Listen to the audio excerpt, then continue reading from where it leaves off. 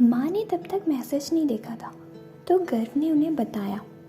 अब माँ तो उसे कहने लगी बेटा गलती से चला गया होगा। और धीरे धीरे माँ गर्व को सारे किस्से बताने लगी। मिंटू बहुत फ़ोन चलाता है, मिंटू आजकल बहुत तेज़ बाइक चलाता है, वगैरह वगैरह।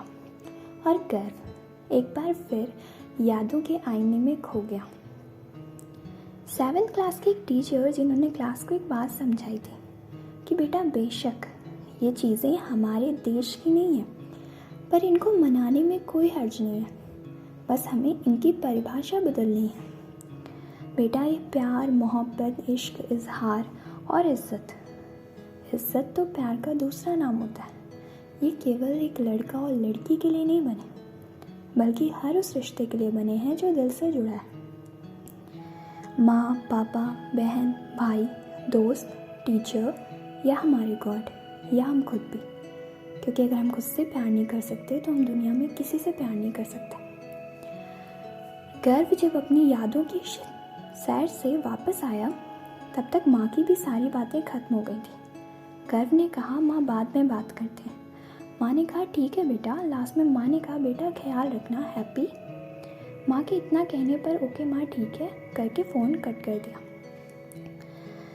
ग्रुप पे कभी ना मैसेज करने वाले गर्व ने न जाने क्या सोचते हुए आज गूगल से एक पिक डाउनलोड करी और उसे ग्रुप पर सेंड कर दिया, जिसमें लिखा था happy valentine's day to all my family members. उसके बाद गर्व स्टेटस सेक्शन में गया। उसे पता था कि आज क्या होने वाला है, तमाम तरह के दिखावे जो उसको बिल्कुल नहीं पसंद है। अब खाना खा के गर्व अपने किसी प्रोजेक्ट पर लग गया और शाम के 5 बजे का उसका एक खास रूटीन होता था, चाय पीने का। आज भी वो अपने टाइम पर निकला, पर ये कि आज कुछ अलग था, कुछ तो अलग था। अंकल की शॉप के आगे एक टेबल रखी थी। टेबल के ऊपर एक कपड़ा बिछा था और लग रहा था मानो कोई साड़ी से कट करके वो टेबल कवर बनाया गया हो। गर्व को ऐसा इसलिए लगा क्योंकि उसने देखा था कि ऐसी लाइट वेटेड और लाइट कलर्स की साड़ी उसकी मम्मी भी पहनती थी, पर वो था बहुत खूबसूरत। हल्के पीले रंग के ऊपर जो रखा था वो और भी ज़्यादा खूबसूरत था। एक सर्कल शेप में गोल आकार में रोजेस रखे हुए थे, सारे एकदम फ्रेश और बहुत ही प्यारे थे। गर्व को लगा अच्छा है, अंकल सोच रहे हैं आज थोड़ा बिजनेस कर लिया जाए। अंकल भी आज की जनरेशन की नब्ज पहचानते हैं। गर्व ने अपना ध्यान हटाया और अपनी चाय की डिमांड करके वहीं रखी बेंच पर बैठ गया। अंकल ने गर्व को चाय लाकर दी, पर ये क्या साथ में एक रोज़ भी दे रहे थे। गर्व की एक बहुत अच्छी आदत थी और यूँ कहें एक बहुत बुरी आदत थी। उसे पता होता था कि 10 रुपये की चाय मिलेगी और वो उससे ना एक पैसा कम और ना एक पैसा ज़्यादा, एग्जैक्ट 10 रुपये लेकर ही घर से निकलता था जितनी उसकी ज़रूरत होती थी। उसने अंकल को एकदम आश्चर्य वाली नज़रों से देखा। अंकल आपको तो पता है ना मैं आप पैसे वैसे नहीं लेके आया और मैं ये नहीं ले पाऊँगा, मुझे किसी को नहीं देना है ये सब। अंकल तब मुस्कुराए और बोले बेटा मैं यहाँ 20 सालों से नौकरी कर रहा हूँ। नौकरी मतलब? अंकल जो अपनी शॉप लगाते थे। मुझे अपने हर एक ग्राहक तो नहीं याद है, पर मुझे अपने हर उस ग्राहक का चेहरा याद है जिनसे मिलकर मुझे ऐसा लगता था कि वो मेरे अपने हैं। कुछ 5 साल पहले की ये बात है। एक सज्जन पुरुष थे, वो डेली यहाँ सुबह 7 बजे चाय पीने आते थे और उन्हें एक गिलास चाय में भी 2 चम्मच चाय पत्ती चाहिए होती थी। गर्व ये सब ध्यान से सुन रहा था। तब अंकल ने कहा बेटा तुम भी मेरे अपने हो, पिछले 6 महीने से रोज़ाना तुम आते हो, मैं तुम्हें उलझा हुआ देखता हूँ, इसलिए सबसे पहले तुम्हारी चाय देता हूँ और इस उम्मीद से तुम्हें देखता हूँ कि शायद तुम आज मुझे कुछ बता दोगे कि तुम्हारी ज़िंदगी में आखिर चल क्या रहा है, किस बात की वजह से तुम इतने उलझे हो।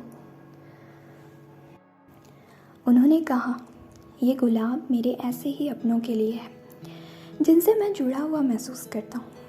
अंकल ने कहा बेटा कोई दिक्कत है तो मुझे बताओ, हो सकता है मैं तुम्हारी कोई मदद कर सकूं। गर्व ने रोज़ लिया और आंखों में आंसू भर गए। देखते देखते ही उसने अपने मन की भड़ास निकाल दी।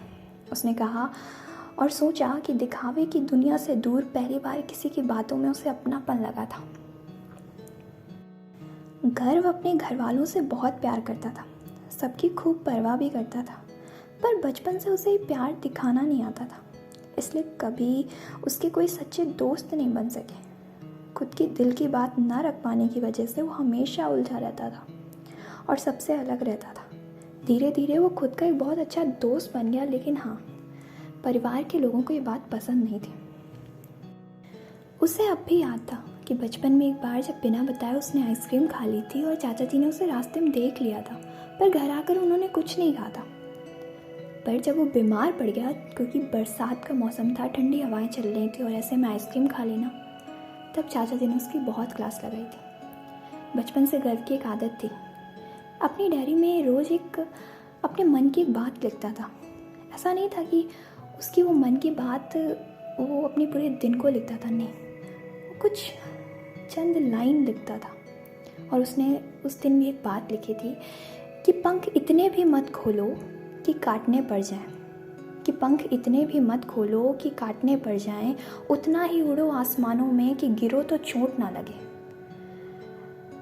उस छोटे से बच्चे में शायद न जाने कितनी समझ थी, ये तो वही जानता था। लेकिन जब उसकी जॉब लग गई और कोविड की वजह से वर्क फ्रॉम होम करना पड़ा, तो उसकी नाइट ड्यूटी लगी थी, जिससे सबको दिक्कत थी, सिवाय उसके पापा और उसकी माँ को। सब कहते थे छोड़ देना ये जॉब, कहीं और इंटरव्यू दे और दिन की जॉब कर। दोपहर में जब गर्व जगता था तो उसे पता चलता था कि सब कोई खाना वाना खा चुका है सिवाय उसके पापा और माँ के। ऐसा इसलिए क्योंकि 12 बजे मिंटू की ऑनलाइन क्लास का ब्रेक होता था और इसलिए सब खा लेते थे। गर्व को बहुत बुरा लगता था, क्योंकि उसने बचपन से अपने घर में देखा था कि सब एक साथ बैठकर खाना खाते थे, और अब उसकी वजह से उसके माँ पापा को भी बहुत सुनना पड़ता था। रात में वो अपनी माँ से कहता था कि 8 बजे खाना खा लेते, पर सबको 9 बजे ही खाना खाना होता था। पर ये तो कुछ ही बातें थी और न जाने कितने किस्से थे। इसलिए 6 महीने पहले वो यहाँ शिफ्ट हो गया ताकि किसी को कोई परेशानी ना हो। ये सब बातें वो अंकल जी को बता रहा था कि तभी उसका एक दोस्त वहाँ आया और कहा, अच्छा हुआ यार तू यहीं मिल गया, आंटी ने तेरे लिए खीर भेजी है। अमन उसके घर के जस्ट बगल में रहता था और गर्व का घर जहाँ वो रहता था उससे केवल 3 घंटे का सफ़र था।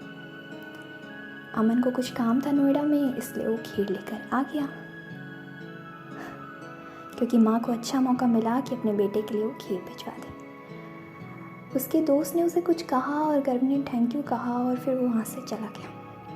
तब तक अंकल जी भी अपने दूसरे कस्टमर पर लग गए थे